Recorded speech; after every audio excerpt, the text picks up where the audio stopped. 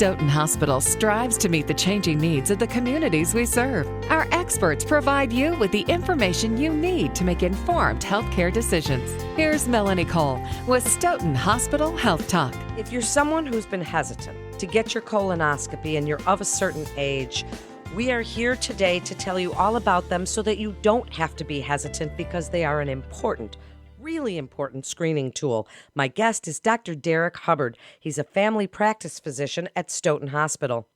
Dr. Hubbard, as I said in my intro, this is such an important screening tool.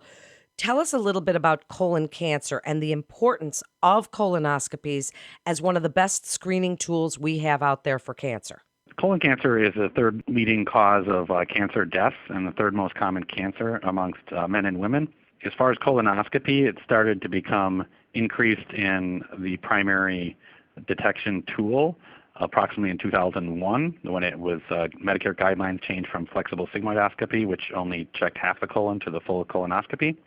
And incidence has decreased since that has become the primary screening tool. And essentially, there have been other methods around the years, but this has been the one that's been the primary screening method for the last 15 years. One of the things I find most interesting, Dr. Hubbard, is that they say colonoscopy can prevent colon cancer, which is a pretty huge thing to be able to say. How does that work? Correct. I think the primary thing to understand about colonoscopy is that it's polyp detection, and polyps are precancerous growths.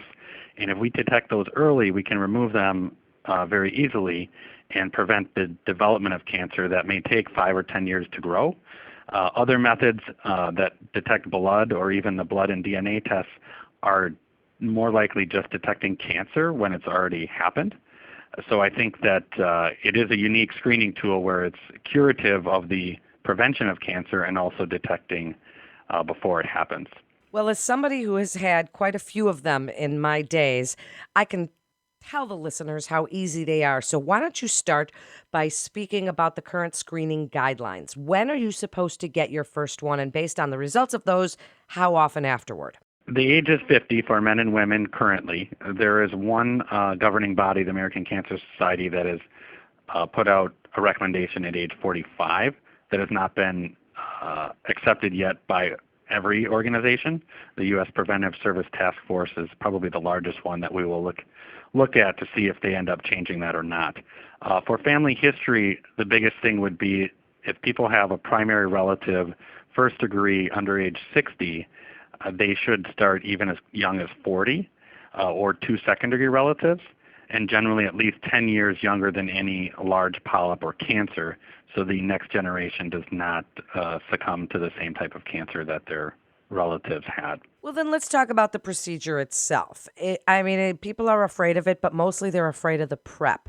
What's going on with that? And tell us kind of from start to finish what it looks like. The main thing is people will need to do a clear liquid diet the day prior, avoiding some hard-to-digest foods even a few days before. But there are different types of preps, but in general, it involves some type of liquid that does not absorb, because we need the colon to be cleansed in order to see. So there's combinations. Most commonly, though, they will involve about a half a gallon of liquid, and that is drank usually half of the preparation the night before and then half several hours before the next morning. That's been shown to give us the best visualization of the colon to see all polyps. So the prep really is what people are mostly afraid of. And then the colonoscopy, I imagine you hear, Dr. Hubbard, when you start, people say, when are you going to start? And you tell them you're already finished. It's a pretty simple procedure, yes? Typically 20 to 30 minutes. Most people think it was just a few minutes. And because of the medications that are sedatives and mild narcotics typically, or a nurse-administered propofol medicine, all of which make a person be surprised that they're finished. And they're very safe because we monitor them every second while they're in the procedure room. So then let's talk about polyps. If you find some in there, what do they mean? Because are some polyps cancerous or precancerous? Are some just totally benign and there's no problem with them, but you take them out anyway? Tell us about polyps. Yes, so we take out all polyps we see. There are certainly several that are minor. I think of them like skin tags that are not precancerous, and they may still be removed and do not change your risk. You still can repeat a colonoscopy in 10 years. Other polyps called tubular adenomas and serrated adenomas are the next most common. We actually see those in 30% of patients, and we do remove them. And depending upon the number and size that people have, we would follow up in most commonly a 3 to 5 year interval pending the patient's exact risk. Are there any certain things you'd like patients that have polyps removed to know about that day of going back to work or lifting heavy things? Is there any specific requirements? Most often there is not a risk. Certainly the day they get the medication, they're not working at the procedure. It would be rare, maybe 1% of patients who had large polyps that may have risks for bleeding or required some type of clip procedure in order to have them avoid heavy lifting for a day or two. But most people can go on walks later in the day and do minor things at home. Dr. Hubbard, besides the fear of the prep and what they might find out, some people are hesitant because they're not sure if insurance covers this. As of right now, colonoscopies are covered under many insurances at 100%. Yes, as a part of a well visit or a preventative type procedure. Certainly insurance is complicated, and it can depend upon whether it's considered a screening or a diagnostic. And that is actually one of the complicated parts about colonoscopy versus the blood test that's offered, or the stool test that's offered that detects blood, called Cologuard.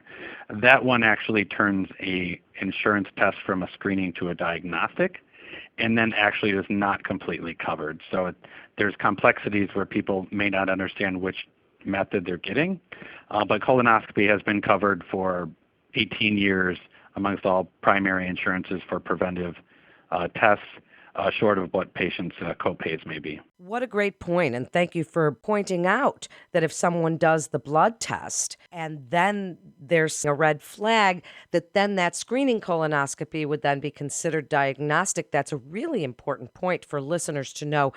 As we wrap up, what would you like listeners to know about colonoscopy, the importance of getting their loved ones in if it's time? As someone who shoved my husband in to get his, and they pulled out a pretty big polyp, I know how important it is to make sure to get these when they're required. To not have a fear of a common procedure that is safe and has less 1 in 2,000 risk as far as problems of injury or bleeding. I have done 9,500 in my career and have had no major problems, certainly minor problems, but it is something that the amount of cancers we've seen and prevented are greatly outweigh those risks.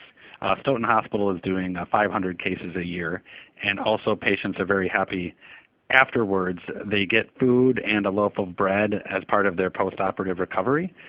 So it is a very pleasant place to get your colonoscopy at and feel comfortable that you're getting a quality exam, getting polyps removed. How wonderful. I love the loaf of bread. That's awesome.